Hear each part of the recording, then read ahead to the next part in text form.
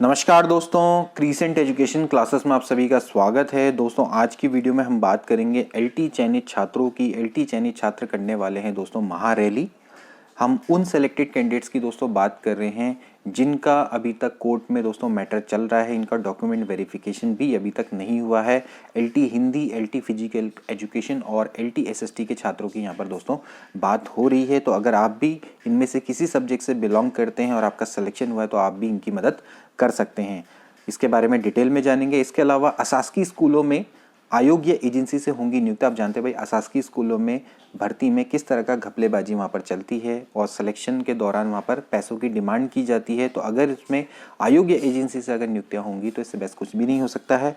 इसके अलावा फॉर्म दोबारा भरने में प्रमाण पत्र आयु सीमा की मुश्किल। देखिए अब यूके ट्रिपल से ट्रांसफ़र हो गई हैं पोस्ट यूके पीएससी को। सारे के सारे विज्ञापन अब यूके पीएससी अलग स्तर से जारी करेगा और अगर उनके फॉर्म निकालेगा तो यहाँ पर दोबारा जब आप फॉर्म भरेंगे तो उसमें कुछ प्रमाण पत्र ऐसे होते हैं जिनकी वैलिडिटी कुछ समय के लिए होती है, लाइक ईडब्ल्यूएस, ओबीसी। तो उसमें क्या होगा, इसके अलावा आयु सीमा जो लोग ओवर एज हो रहे हैं उनका क्या, तो वो मुश्किल यहाँ पर आ सकती है। इसके बारे में जानेंगे। और एलटी से प्रवक्ता बने शिक्षकों को मिलेगी छूट।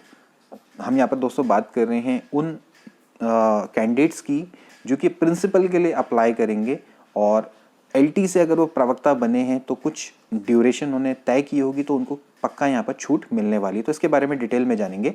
और समूह गौ की भर्तियों की हर सूचना एवं शिकायत पर नज़र रखेगा आयोग। तो चलिए आज की वीडियो को शुरू करते हैं।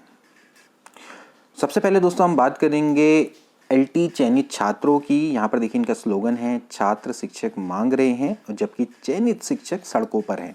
और 21 सितंबर देहरादून को महारैली प्रातः 10 बजे से स्थान रहेगा परेड ग्राउंड से सीएम आवास चलो देहरादून। ठीक है। और मानसिक शोषण बंद करो, कोर्ट से भर्ती बहाल करो। निवेदक हैं समस्त एलटी चयनित, अभी नहीं तो कभी नहीं। देखिए ध्यान रखना दोस्तों, इनका जो केस है उसकी 24 सितंबर को दोस्तों हेयरिंग होने वाली है। ठीक है। अब ये दोस्तों जो केस है इनका वो अपने अंतिम पड़ाव में, मैंने आपको पहले ही बताया था कि जो एलटी हिंदी, फिजिकल एजुकेशन और एसएसटी है इनके केस में दोस्तों लगातार सुनवाई हो रही है और हो सकता है कि 24 सितंबर को केस में कुछ देखने को मिले। हो सकता है इसके बाद फाइनल हेयरिंग इनको देखने को मिले।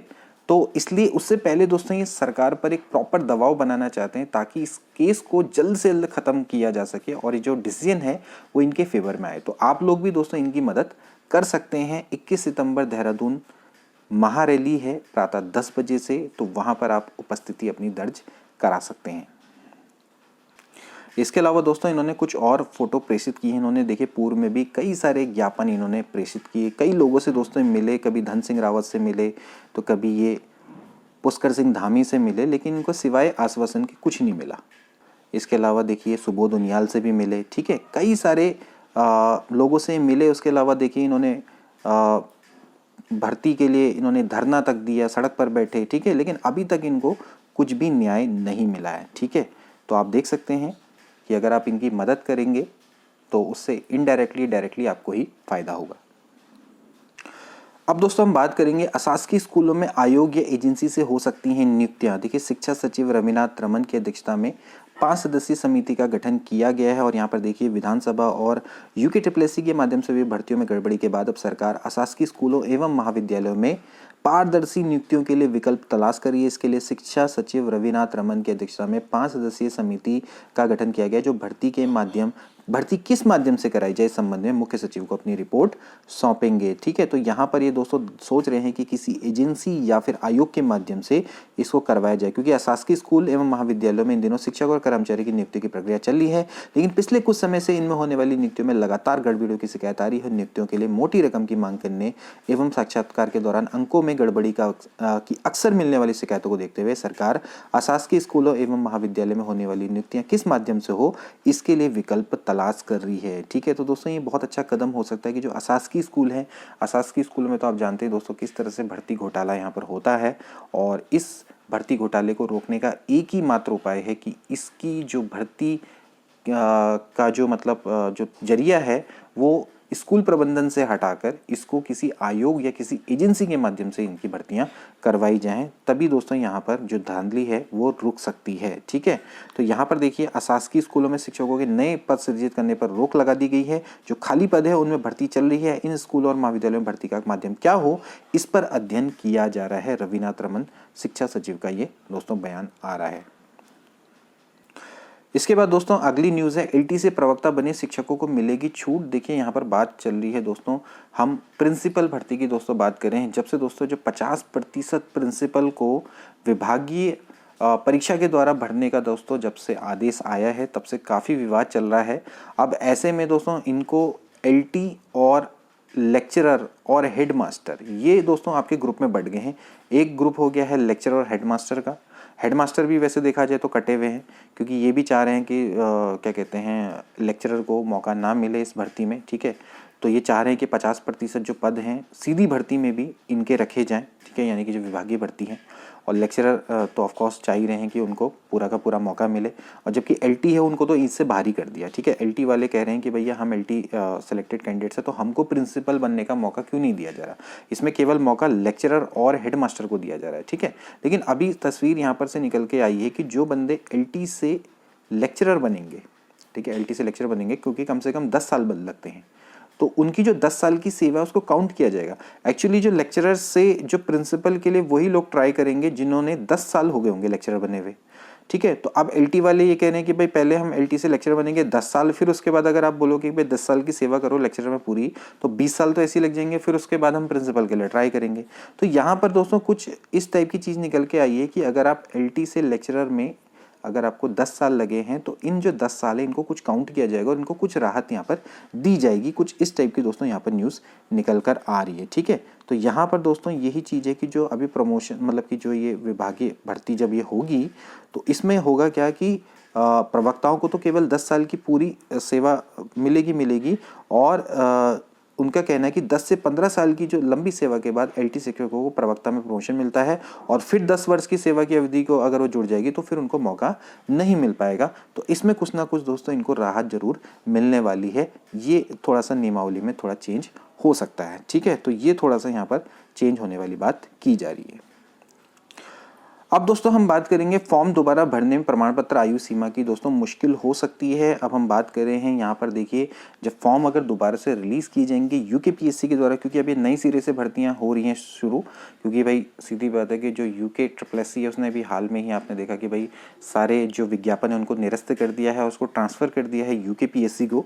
तो अब दोस्तों जैसे UKPSC हम सबके पोस्ट के दोबारा से फॉर्म निकालेगा, जैसे कि पटवारी का निकालेगा, बंदी रक्षक का निकालेगा, पर्यावरण पर्यवेक्षक हो गया, चित्रकार है, वन आरक्षी है, अवर अभियंता है, अन्वेषक कम सड़क, सहायक सांख्यिकी अधिकारी, सबके दोस्तों पद ये दोबारा से निकालेगा। ठीक है, तो यहाँ पर दोस्तों बात चल रही है कि भैया जब ये फॉर्म दोबारा से निकाले जाएंगे तो क्या आप दोबारा से सर्टिफिकेट बनाने पड़ेंगे, जैसे कि EWS सर्टिफिकेट है वो 6 महीने के लिए वैलिड होता है, OBC प्रमाण पत्र 3 साल के लिए होता है। तो ऐसे बीच में क्या होता है कि जब आप फॉर्म भरते हैं तो उसके बाद क्या होता है, काफ़ी समय बाद आपके जो सर्टिफिकेट हैं वो क्या हो जाते हैं, उनकी वैलिडिटी खत्म हो जाती है। तो इसलिए ड्यूरिंग जब आपका फॉर्म भरते हैं तभी आपसे उस समय पर सर्टिफिकेट वैलिड होना चाहिए, ये आपसे डिमांड की जाती है। ठीक है, तो अगर आप दोबारा भरेंगे तो क्या अब आपको फिर से दोबारा से आपको क्या कहते हैं सर्टिफिकेट बनाने पड़ेंगे, तो ये यहाँ पर बात चली। हालांकि इन्होंने कह दिया कि फीस नहीं पड़ेगी, लेकिन फिर से आपको प्रमाण पत्र बनाने के लिए माथापच्ची करनी पड़ सकती है। सरकार ने 12 भर्ती परीक्षाएं UKSSC से UKPSC को तो ट्रांसफर कर दिया और उक्त परीक्षाओं के लिए युवा पूर्व फॉर्म भर चुके थे। नई सिरे से आवेदन करने की स्थिति में उन्हें प्रमाण पत्र तो नए सिरे से बनवाने होंगे। साथ ही कुछ युवाओं के उम्र के आधार पर भर्ती परीक्षा से बाहर होने का खतरा भी मंडरा रहा है। इस तरह की दोस्तों यहाँ पर न्यूज़ आ रही है। तो मालूम हो UKPSC को ट्रांसफर होने वाली 12 भर्तियों में 10 से आवेदन की प्रक्रिया 2021 में पूरी हो चुकी है और अधीनस्थ सेवा चयन इन्हें निरस्त कर चुका है। मतलब कि 2021 में ही दोस्तों इनके आवेदन आ चुके थे, तो अब तक तो काफ़ी समय हो गया है, तो ऑलमोस्ट आपका 1 साल से ज़्यादा हो चुका है। तो क्या मतलब कि जैसे आप जानते हैं कि EWS तो ऑफकोर्स वो तो वैलिड नहीं रहा होगा, कईयों के OBC वाले भी हो होंगे, तो फिर इसमें देखना रहेगा कि भाई क्या इसमें प्रोसीजर अपनाता है UKPSC। तो ये दोस्तों यहाँ पर बात फिलहाल चल रही है। इसके अलावा दोस्तों समूह गौ भर्तियों की हर सूचना शिकायत पर रखेगा नज़र आयोग। यहाँ पर हम बात कर रहे हैं उत्तराखंड लोक सेवा आयोग की। तो समूह ग की 23 भर्तियों को लेकर राज्य लोक सेवा आयोग ने स्पष्ट कर दिया कि उम्मीदवारों अन्य माध्यम से आने वाली हर शिकायत और सूचना पर नजर रखी जाएगी। रोजाना रिपोर्ट तैयार होगी जिसकी राज्य लोक सेवा आयोग के अध्यक्ष डॉक्टर राकेश कुमार हर सप्ताह समीक्षा करेंगे। और आयोग के अधिकारी या कर्मचारी को भेजी गई व्यक्ति की शिकायत पर कोई संज्ञान नहीं लिया जाएगा।